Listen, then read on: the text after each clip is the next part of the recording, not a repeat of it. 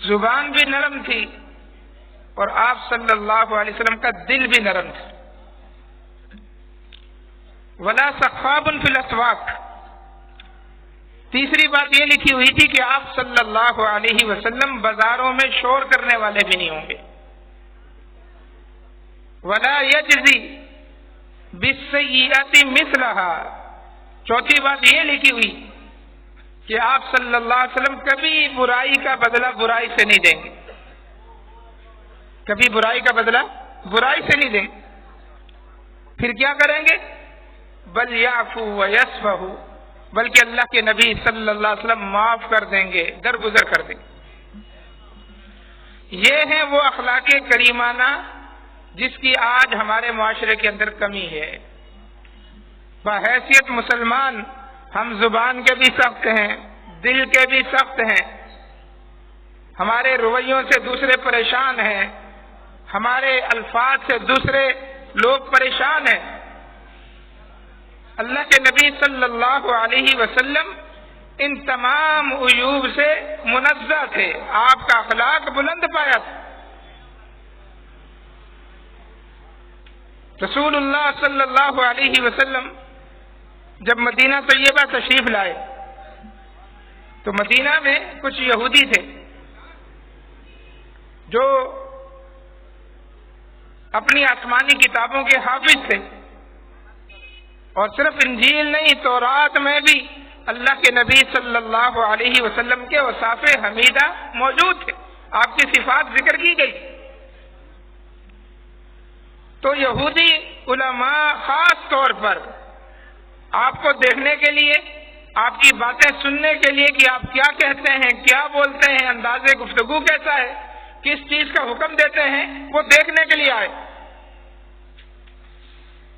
سیدنا عبداللہ بن سلام رضی اللہ تعالیٰ عنہ تورات کے حافظ، یہودیوں کے بہت بڑے عالم، وہ کہتے ہیں کہ میں نے بھی آپ کو آپ کے اوصاف کے ذریعے پہچاننے کی کوشش کی کہ دیکھوں ہماری کتاب میں جو آپ کے اوصاف لکھے ہیں آپ کے اندر ہیں کہ نہیں. میں چھپ گیا اور آپ کو دیکھنے لگا. اللہ کے نبی صلی اللہ علیہ وسلم کا پہلا ورود ہے، پہلا مجمع ہے، پہلا درس ہے، پہلے کلمات ہیں جو آپ اہل مدینہ کو ارشاد فرما رہے ہیں. لیکن اس سے پہلے عبداللہ بن سلام کہتے ہیں کہ جیسے ہی میری پہلی نظر آپ کے چہرے پر پڑی، فلما رأیت وجہہ، جب میں نے آپ کا چہرہ دیکھا، ایقنت، یہاں سے آواز آئی، میرے دل سے آواز آئی، ان ھذا الوجہ لیس بوجہ کذاب، کہ یہ چہرہ کسی جھوٹے انسان کا نہیں ہو سکتا. یہ اللہ کے نبی صلی اللہ علیہ وسلم کا سراپا تھا، آپ کا وجود تھا. اور پھر جب اللہ کے نبی صلی اللہ علیہ وسلم کی باتیں سنی، آپ کے کلمات سنے جو آپ لوگوں کو ارشاد فرما رہے تھے کہ ایھا الناس، او لوگو، افشوا السلام، سلام کو عام کرو، سلام کو پھیلاؤ، سلام کو عام کرو. وَأَطْعِمُوا الطَّعَامَ، لوگوں کو کھانا کھلاؤ. وَلِّینُوا الْکَلَامَ، اپنی باتوں کے اندر نرمی پیدا کرو، آرام سے آہستہ سے باتیں کرو. وَصَلُّوا بِاللَّيْلِ وَالنَّاسُ نِيَامٌ، اور جب رات کو لوگ سو جائیں اللہ کے سامنے کھڑے ہو کر نمازیں پڑھو. تَدْخُلُوا الْجَنَّةَ بِالسَّلَامِ، تم سلامتی کے ساتھ رب کی جنت میں داخل ہو جاؤ.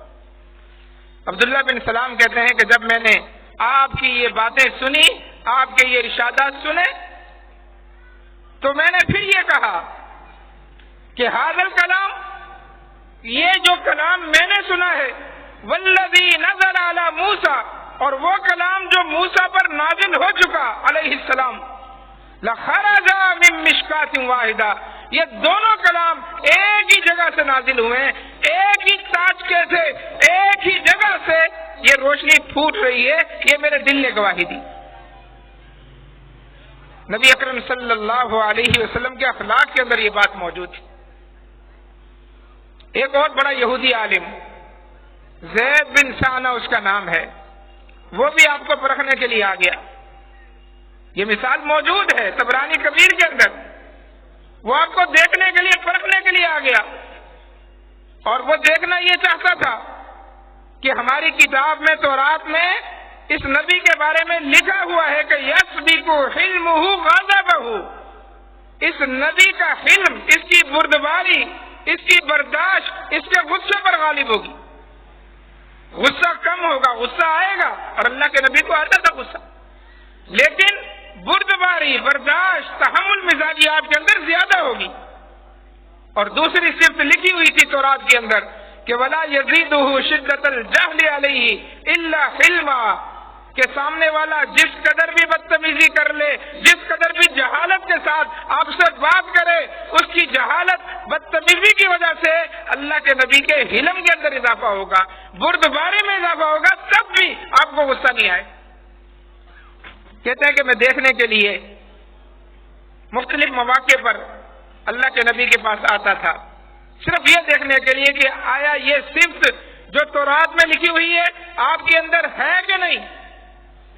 کہتے ہیں کہ پھر ایک دن موقع آ گیا، آپ صلی اللہ علیہ وسلم کے اس وصف کو دیکھنے کا موقع مل گیا کہ ایک مرتبہ میں آپ کے ساتھ بیٹھا ہوا تھا، میں مسلمان نہیں ہوا، صرف یہ دیکھنے کے لیے، پرکھنے کے لیے آپ کے پاس جاتا تھا. ایک مرتبہ آپ اپنے صحابہ کے ساتھ بیٹھے ہوئے تھے کہ ایک شخص آیا، وہ اپنی سواری پہ سوار ہے، اور آ کر اس نے کہا کہ یا رسول اللہ، میں فلاں آدمی ہوں، فلاں قبیلے سے میرا تعلق ہے، میں نے آپ کی دعوت کو قبول کیا، مسلمان ہوا، اور پھر اس دعوت کو لے کر اپنے قبیلے میں گیا، اپنی قوم میں گیا، اور میں نے ان کو دعوت دی، ان کو توحید سنائی، آپ کی اتباع کا لوگوں کو بتایا. لوگ جوک در جوک مسلمان ہو گئے. میں نے ان کو یہ کہا کہ لوگوں کلمہ پڑھ لو، تم کبھی فقر و فاقہ میں مبتلا نہیں ہوگے، آسمان سے برکتوں کے دہانے کھل جائیں گے، زمین تمہارے لیے برکت باہر نکالے گی، تم خوشحال ہو جاؤ گے، مسلمان ہو جاؤ، کلمہ پڑھ لو. لوگوں نے میری بات پر کلمہ پڑھ لیا. اللہ کی طرف سے ایک آزمائش آ گئی، کلمہ پڑھ لیا، مسلمان ہو گئے، لیکن یا رسول اللہ آزمائش یہ آئی کہ لوگ قحط سالی کے اندر مبتلا ہو گئے، آسمان سے می برسنا بند ہو گیا، لوگوں کے مویشی مرنا شروع ہو گئے، اور لوگ بھوک سے نڈھال ہونا شروع ہو گئے. اللہ کے نبی، اگر یہی صورتحال رہی تو مجھے ڈر ہے کہ کہیں میری پوری قوم مرتد نہ ہو جائے. اللہ کے نبی کچھ کریں. نبی اکرم صلی اللہ علیہ وسلم نے اپنی نگاہ مبارک اٹھائی اور سیدنا علی کو دیکھا. اللہ کے نبی صلی اللہ علیہ وسلم گویا پوچھنا چاہ رہے تھے سیدنا علی سے کہ کچھ ہے دینے کے لیے بیت المال وغیرہ میں. سیدنا علی نے خاموشی اختیار کی، اور ان کی خاموشی کا مطلب بھی یہی تھا کہ کچھ بھی نہیں، کچھ بھی نہیں ہے بیت المال میں. کہتے ہیں کہ زید بن ثانہ کہتے ہیں کہ یہ موقع تھا کہ میں بول پڑا. میں نے کہا ہے اللہ کے رسول، اگر آپ چاہیں تو میں آپ کی مدد کر سکتا ہوں. فرمایا تم کیسے مدد کر سکتے ہو؟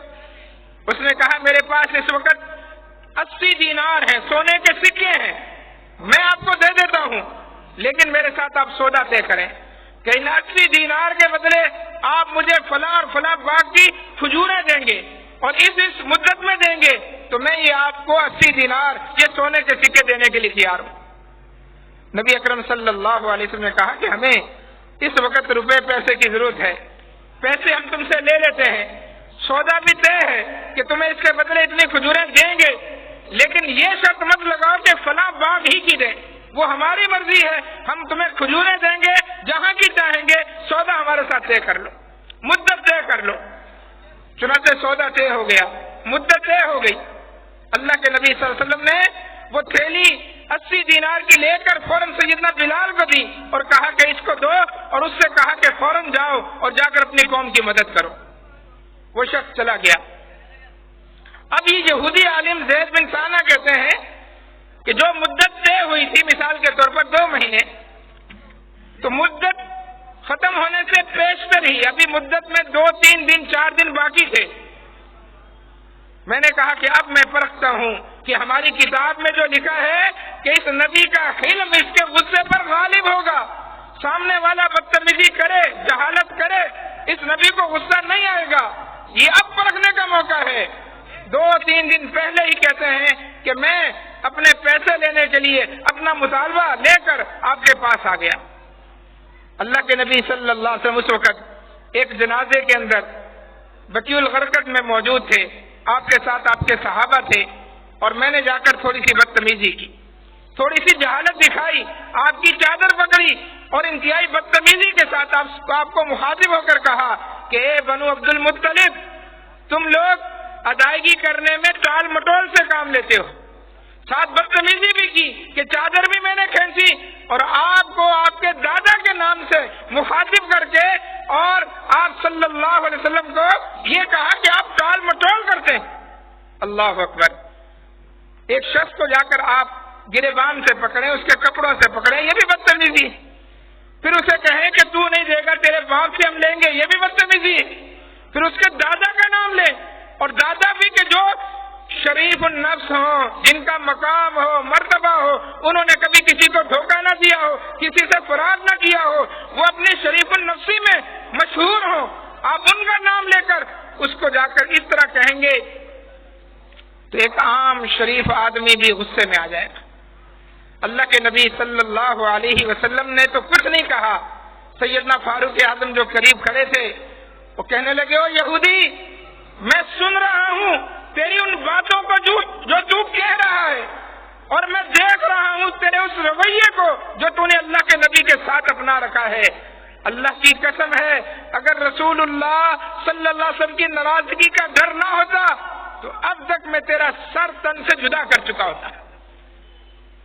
नबी अकरम सल्लल्लाहु अलैहि वसल्लम मुस्कुरा रहे हैं और अल्लाह के नबी ने सैयदना उमर को मुखातिब होकर कहा, उससे कुछ नहीं कहा, ज़ैद बिन साना यहूदी आलम से कुछ नहीं कहा।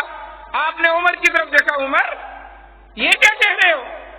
अगर तुमने इस मौके पर कुछ कहना ही था तो मुझे कहते कि या रसूल अल्लाह, ये आपसे कर्जे का तकाजा कर रहा है, पैसों का तकाजा कर रहा है, अल्लाह के नबी इसके पैसे या इसका माल इसको वापस करें, तुम्हें ये कहना चाहिए था। और अगर इस मौके पर तुमने इसके रवैये को देखकर कुछ कहना ही था तो ये कहते, इससे कहते कि अल्लाह के बंदे, तुमने तकाजा करना है आसानी के साथ, आराम के साथ, उसने सलूक के साथ, प्यार के साथ, मोहब्बत के साथ अच्छे तरीके से तकाजा करो। तुम उल्टा इसको डरा रहे हो, धमका रहे हो, इसको कत्ल करने की धमकी दे रहे हो। अल्लाह अकबर। और वो यहूदी आलिम ज़ैद बिन साना मबहूत होकर अल्लाह के नबी के अखलाक को देख रहा है, और वो देख रहा है कि हमारी किताब में जो यकीनन आसमानी किताब थी, उसमें जो अल्फाज थे इल्हामी थे, अल्लाह के अल्फाज थे, उस नबी का गुस्सा इतना नहीं होगा जितना उसका तहम्मुल होगा। तहम्मुल उसके गुस्से पर भारी होगा और तहम्मुल मिजाजी उसके अंदर कूट कूट कर भरी होगी। ये लिखा हुआ था तौरात के अंदर। वो हैरान रह गया। नबी अकरम सल्लल्लाहु अलैहि वसल्लम ने सैयदना उमर से कहा कि उमर, जाओ, बैतुल माल के अंदर खजूरें आ गई हैं, जो मुआहिदा हुआ था इसके साथ, जितनी खजूरें इसके साथ तय हुई थी, जाकर इसको खजूरें इसकी वापस करो, और मजीद 50 किलो खजूरें। कितनी? 50 किलो, एक मन 10 किलो खजूरें। फरमाया और ज्यादा इसको देना, ये और ज्यादा इसको देना। उस तयशुदा मुआहिदे से हटकर मजीद 50 किलो खजूरें इसको देना। सैयदना उमर उसको लेकर बैतुल माल में आए, उसको खजूरें तोल कर दे रहे थे, जो तय थी वो तोल कर दी, मजीद 50 किलो तोली और कहा ये ले लो। उस यहूदी आलिम ने हैरान होकर कहा कि ये तो मेरा सौदा था जो मुझे मिलना था, उन पैसों के बदले जो मैंने दिए थे, ये मजीद 50 किलो खजूरें क्यों मिल रही हैं? सैयदना उमर ने कहा कि ये उस रवैये के बदले जो मैंने तुम्हारे साथ इख्तियार किया, मैंने तुम्हें डराया, धमकाया और तुमसे सख्त कलामी की, ये उसके बदले अल्लाह के नबी ने फरमाया 50 किलो खजूरें ज्यादा इसको दे देना। जब ये रवैया देखा उसने, ज़ैद बिन साना ने, यहूदी आलिम ने, तो सैयदना उमर से कहने लगा, उमर मुझे जानते हो? सैयदना उमर उसको शक्ल से नहीं जानते थे। कहा मैं नहीं जानता, तुम कौन हो? उसने कहा मैं ज़ैद बिन साना हूं। जैसे ही नाम सुना, सैयदना उमर नाम से जानते थे कि यहूदियों का कोई बहुत बड़ा आलिम है यहाँ पर। फौरन आपकी जुबान से निकला अल हिबर, वो ये जो यहूदियों का बहुत बड़ा आलिम है, तुम वो हो? कहा जी हाँ मैं वही हूँ, ज़ैद बिन साना। सैयदना उमर ने कहा फिर तो तुमने अच्छा नहीं किया, फिर तो तुमने बिल्कुल भी अच्छा नहीं किया। अल्लाह के नबी के साथ ये रवैया रखकर, अल्लाह के नबी के साथ ये बदतमीजी करके, अल्लाह के नबी के साथ ये जहालत के साथ तुमने ये अच्छा नहीं किया। अब ज़ैद बिन साना ने बात बताई कि दरअसल میں مسلمان ہونا چاہتا تھا، اسلام قبول کرنا چاہتا تھا، لیکن یہ بات ایک میرے آڑے آ رہی تھی۔ میں دیکھنا یہ چاہتا تھا کہ ہماری کتاب میں اس نبی کا جو وصف لکھا ہے اس نبی میں موجود ہے کہ نہیں۔ میں نے اپنی کتاب میں پڑھا یسبق حلمہ غضبہ، اس نبی کا تحمل اس کے غصے پر غالب ہوگا۔ اس کے ساتھ جہالت بدتمیزی کرنے والا جس قدر جہالت بدتمیزی کرے گا اس نبی کا حلم اتنا ہی بڑھتا جائے گا، تحمل مزاجی اتنی بڑھتی جائے گی۔ عمر میں نے اپنا لیا، میں نے دیکھ لیا، میں نے پرکھ لیا، مجھے جلدی سے رسول اللہ کے پاس لے کر چلو۔ سیدنا عمر لے کر واپس آئے۔ اس یہودی عالم نے مسجد کے دروازے ہی سے کلمہ پڑھا، اشہد ان لا الہ الا اللہ واشہد ان محمد رسول اللہ۔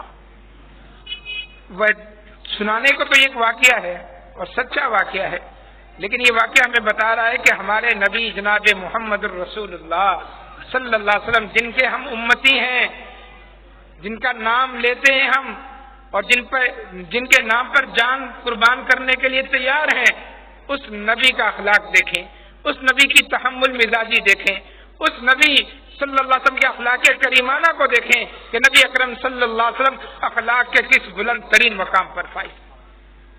ایک چھوٹا سا واقعہ اور ذہن میں آ گیا، وہ بیان کر کے اپنی بات ختم کرتا ہوں۔ جید علماء کرام، ہمارے مہمان سب اسٹیج پر موجود ہیں۔ فتح مکہ کے بعد ایک غزوہ پیش آیا تھا جس کو غزوہ حنین کہتے ہیں۔ قبیلہ حوازن، بنو ثقیف سارے جمع ہو گئے، ماہر تیر انداز۔ نبی اکرم صلی اللہ علیہ وسلم یہاں سے اپنا قافلہ لے کر مکہ سے نکلے۔ ان ماہر تیر اندازوں نے پہاڑوں کی چوٹیوں پر پوزیشنیں سنبھال لی تھی۔ جیسے ہی حنین نامی جگہ پر مسلمان پہنچے، انہوں نے تیر کی بوچھاڑ کر دی۔ اچانک تیر برسے، صحابہ کے قدم اکھڑ گئے اور جو جس کا منہ تھا اس طرف بھاگ نکلا۔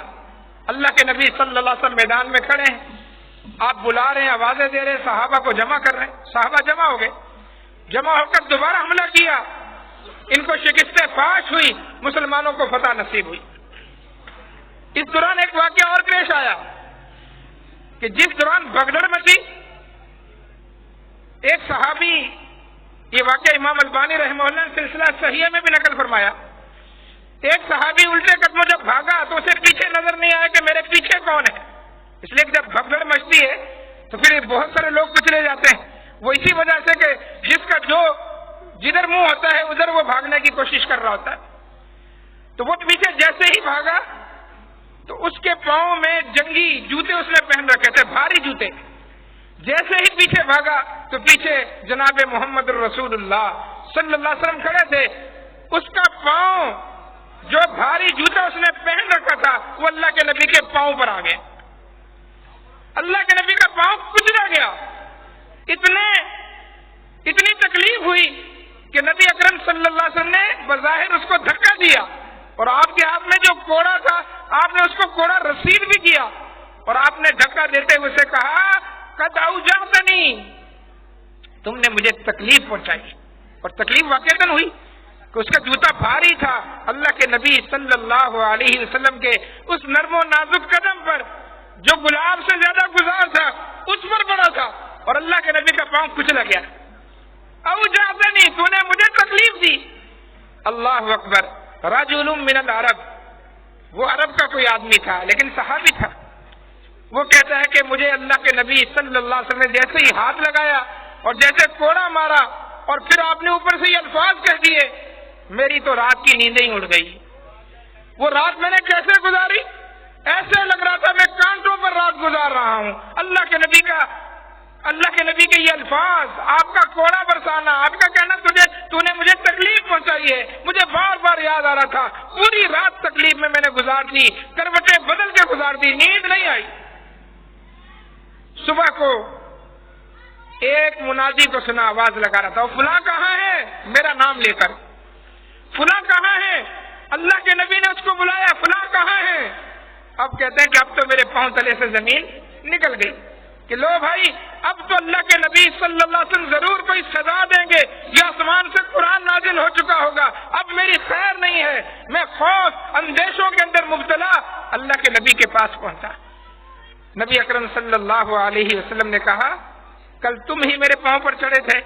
ہاں یا رسول اللہ۔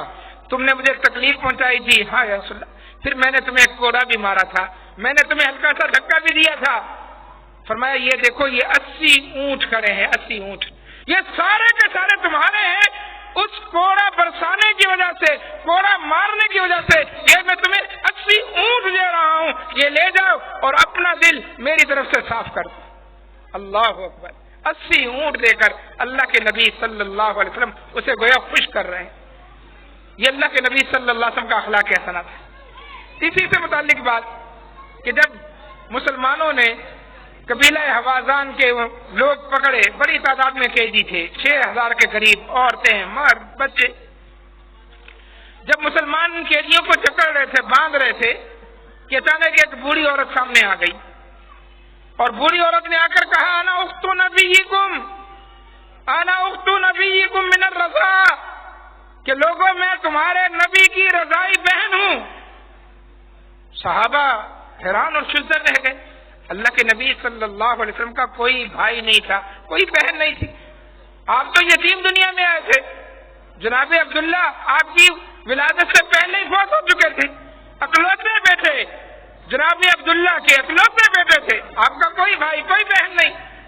اور پھر وہ صحابہ اکثر مدینہ کے تھے، اللہ کے نبی صلی اللہ علیہ وسلم کو انہوں نے اکیلا دیکھا تھا۔ میں تمہارے نبی کی بہن ہوں، رضائی بہن ہوں۔ صحابہ کی اٹھی ہوئی گردنیں جھک گئی، عقیدت میں، احترام میں نظریں جھکا لی، اللہ کے نبی کی بہن ہے، اور بڑی عزت احترام کے ساتھ کہا اگر اللہ کے نبی کی بہن ہو آؤ اللہ کے نبی کے پاس۔ رسول اللہ صلی اللہ علیہ وسلم کی خدمت میں لے کر آ گئے۔ آپ خیمہ لگائے ہوئے جیرانہ نامی جگہ پر اپنے خیمے میں ہیں۔ صحابہ نے کہا اللہ کے نبی ایک بوڑھی عورت آئی ہے اور وہ کہہ رہی وہ آپ کی بہن ہے۔ فرمایا لے آؤ اندر۔ بہن آ گئی، فرمایا یا رسول اللہ میں آپ کی بہن ہوں، شیمہ بنت حارث۔ شیمہ، اکثر لوگ اس کو شیمہ کہتے ہیں، تلفظ اصل شیمہ ہے زبر کے ساتھ۔ شیمہ بنت حارث، میں آپ کی بہن ہوں، رضائی بہن، حلیمہ سعدیہ کی بیٹی ہوں، حارث کی بیٹی ہوں جس کو ابو کمشا کہتے ہیں لوگ۔ اللہ کے نبی میں آپ کی بہن ہوں۔ اللہ اکبر۔ اللہ کے نبی صلی اللہ علیہ وسلم کا رضاعت کا جو عرصہ تھا وہ بنو سعد میں گزرا تھا۔ حلیمہ سعدیہ کے پاس 5 سال کے تھے، وہ آپ کو چھوڑ کر چلی گئی مکہ میں، اور اس کے بعد آج اللہ کے نبی صلی اللہ علیہ وسلم کی رضائی بہن کوئی 60 سال کے بعد اللہ کے نبی کے سامنے آئی۔ 55-60 سال کے بعد اللہ کے نبی صلی اللہ علیہ وسلم کے ذہن میں وہ سارا نقشہ بنو سعد میں جو کھیلتے تھے وہ گھوم گیا۔ وہ کہتے ہیں نا کہ بچپن کی بات 55 تک چلتی ہے، تو 55 اللہ کے نبی کی عمر ہو چکی، 59 سال عمر ہے رسول اللہ صلی اللہ علیہ وسلم کی۔ وہ کہہ رہی میں آپ کی بہن ہوں۔ نبی اکرم صلی اللہ علیہ وسلم نے کہا کہ ہاں ایک بہن تو تھی میری رضائی، لیکن تمہارے پاس نشانی کیا ہے، کیا ثبوت ہے کہ تم ہی وہی ہو؟ شیمہ بنت حارث نے کہا کہ اللہ کے نبی میں نے آپ کو گودوں کھلایا، اپنی گود میں آپ کو میں کھلاتی تھی، اپنے کندھے پر آپ کو بٹھاتی تھی، میں آپ کو لے کر لوریاں دیتی تھی، آپ کو سلاتی تھی۔ اللہ کے نبی ایک دن جب میں آپ کو کھلا رہی تھی، آپ میرے ساتھ کھیل رہے تھے دیگر بچوں کے ساتھ مل کر، تو یا رسول اللہ آپ نے میرے کندھے پر کاٹ لیا تھا، آپ نے دانت کاٹ لیے تھے۔ اللہ کے نبی اس دانت کاٹے ہوئے نشان آج بھی میرے کندھے پر موجود ہیں، دیکھنا چاہتے ہیں تو دیکھ لیں۔ نبی اکرم صلی اللہ علیہ وسلم کو ساری بات یاد آ گئی، اللہ کے نبی نے اپنی چادر، اپنی کملی وہ کندھے سے اتاری، فوراً زمین پر بچھائی، کہا میری بہن یہاں پر بیٹھو۔ یہ ہے عزت، یہ ہے مقام جو اللہ کے نبی صلی اللہ علیہ وسلم نے اپنی رضائی بہن کو دیا۔ یہاں تو لوگ سگی بہنوں کو دھکے دے کے گھر سے نکالتے ہیں، سگی بہن کو، اور اس کے بعد آپ نے کہا میری بہن میرے ساتھ رہنا چاہتی ہو میں عزت دوں گا، جانا چاہتی ہو عزت کے ساتھ رخصت کروں گا۔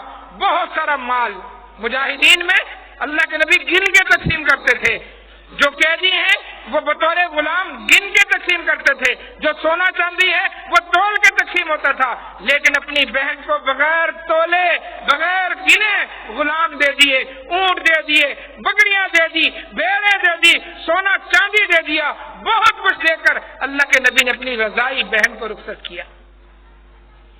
یہاں باپ کا انتقال ہو جائے، بھائی کہتے ہیں یہ تو مکان ہم نے بنایا تھا، بہنوں کا اس میں حصہ نہیں، باپ کی وراثت کھا کر بیٹھ جاتے ہیں، بہنوں کا حصہ حق مار لیتے ہیں، اور کچھ نہیں تو فتویٰ لینے کے لیے آتے ہیں، مولوی صاحب فتویٰ دیں، والد صاحب کا انتقال ہو گیا، یہ مکان ہے دکان ہے اور 5 بھائی ہیں، مکان ہے دکان ہے، کتنے بھائی ہیں؟ 5 بھائی ہیں، بہنیں کتنی ہیں؟ اللہ کے بندو بہنوں کا ذکر نہیں کیا، ہاں بہنیں ہیں 2 ہیں، لیکن انہوں نے اپنا حصہ معاف کر دیا، بہنوں نے اپنا حصہ معاف کر دیا۔ یہ بہنیں ہی اپنا حصہ کیوں معاف کرتی ہیں؟ کبھی کسی بھائی کو توفیق نہیں ہوئی آج تک حصہ معاف کرنے کی یا حصہ بہن کو ڈبل دینے کی؟ کہیں کوئی فتویٰ آپ کو نہیں ملے گا، کوئی مثال نہیں ملے گی کہ بھائی نے بہن کے لیے اپنا حصہ معاف کر دیا ہو کہ میرا حصہ بھی بہن کو دے دو، بہن کا حصہ کھایا ہے، بہن کا حصہ دبایا ہے، بہن کا حصہ نہیں دیا، یہ مثالیں تو ملیں گی، لیکن بہن کو ڈبل دے دیا ہو یہ شاد و نادری کوئی مثال ملے گی؟ اور کہتے کیا ہیں؟ ہم نے بہن کی شادی کروا دی، شادی پہ 2 لاکھ کا کھانا کر دیا تھا، 10 لاکھ کا جہیز آ گیا تھا، تمہاری بری کے اندر اتنا خرچہ آ گیا تھا، پھر تمہارے شوہر جو ہے وہ کام دھندا نہیں تھا، ان کو تو دکان کر کے ہم نے دیے، تمہارے ساتھ تو بہت کچھ کر لیا، اب بھی حصہ لوگی۔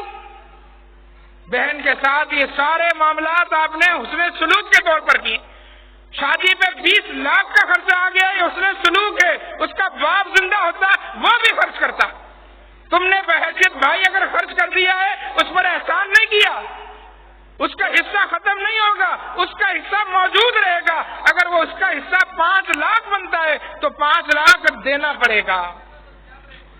لیکن یہ صنف نازک بہنیں، یہ بیٹیاں، یہ مائیں، یہ بیچاریاں، ان کے سامنے تھوڑا سا دکھڑا لے کر انسان بیٹھ جائے نا کہ آج کل کاروبار درست نہیں ہے، کاروبار صحیح نہیں ہے، میں پیسے بہت تنگی میں چل رہا ہوں، وہ کہتی بھائی جا معاف کیا، نرم دل کی ہوتی بہنیں۔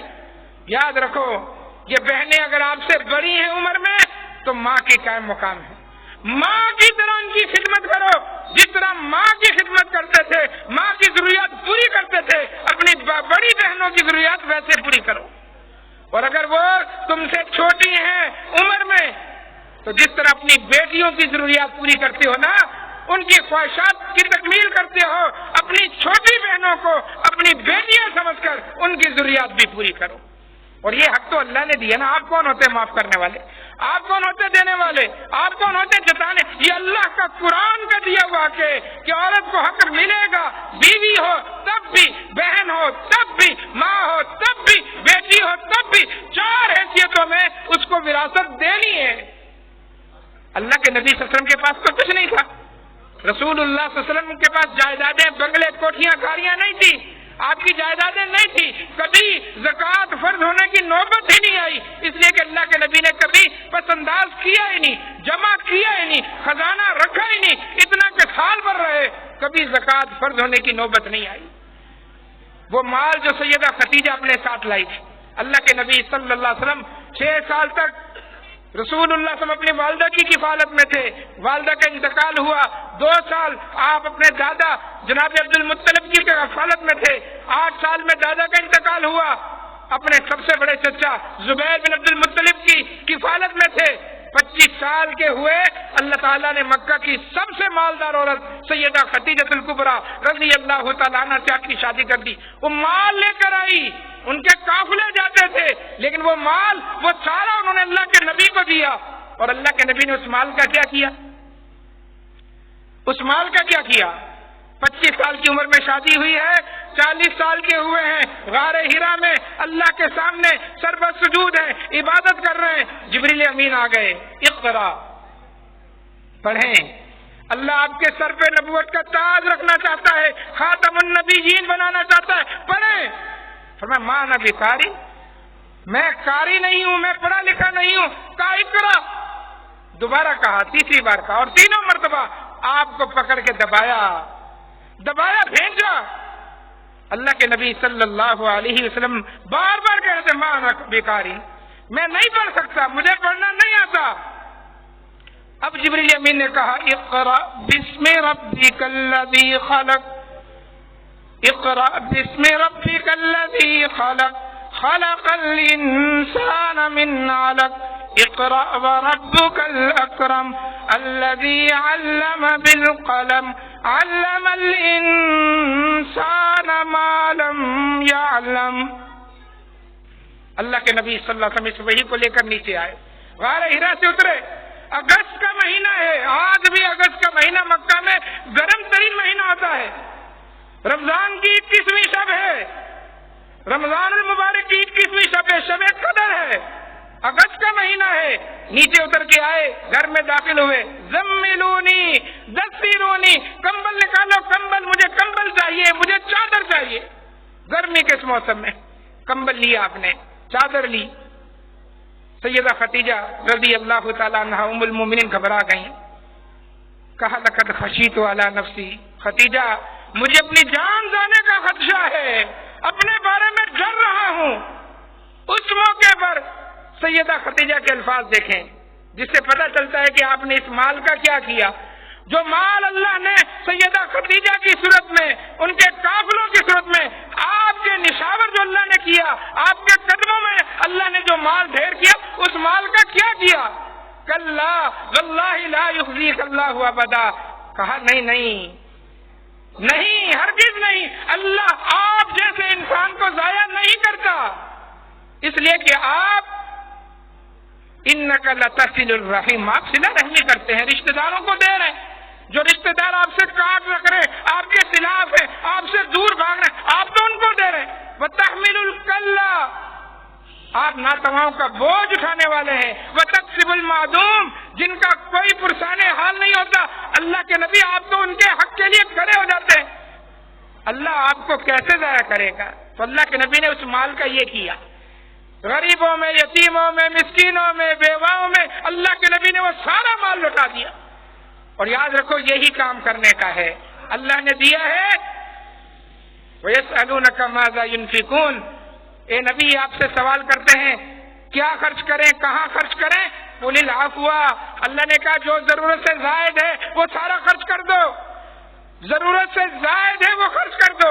کل قیامت کے دن اللہ کے نبی صلی اللہ علیہ وسلم فرمایا جن کے پاس آج مال زیادہ ہے، جو مالدار ہیں، کل قیامت کے دن یہی نادار ہوں گے، یہی نادار ہوں گے، کلاش ہوں گے، غریب اور فقیر اور کنگلے ہوں گے۔ ان کے پاس آج مال ہے، قیامت کے دن کچھ نہیں ہوگا، اس لیے کہ مال سین کر رکھا، جمع کر کے رکھا، حقوق کو بھول گئے، فرائض کو بھول گئے۔ تو نبی اکرم صلی اللہ علیہ وسلم کی یہ زندگی تھی، یہ سیرت طیبہ تھی۔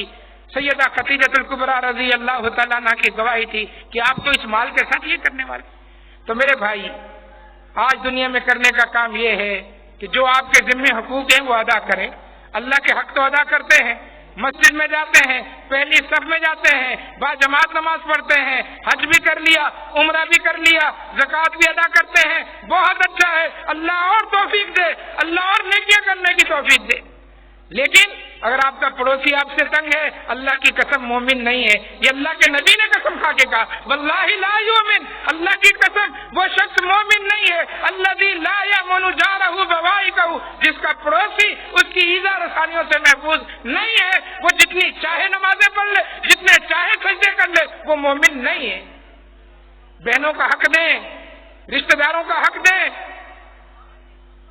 آپ کے ذمہ جو حقوق ہیں ان کو ادا کریں، اور اپنے مزاج کے اندر تحمل مزاجی پیدا کرے، تحمل برداری پیدا کرے، اپنے اندر جو ٹھنڈا پن ہے اس کو لائیں، جس کو کہتے ہیں کول ہو جائیں، کول، ہر وقت غصہ، ایک دوسرے سے لڑنا بھیڑنا، بات بات پر بگڑنا، اس کو چھوڑ دیں۔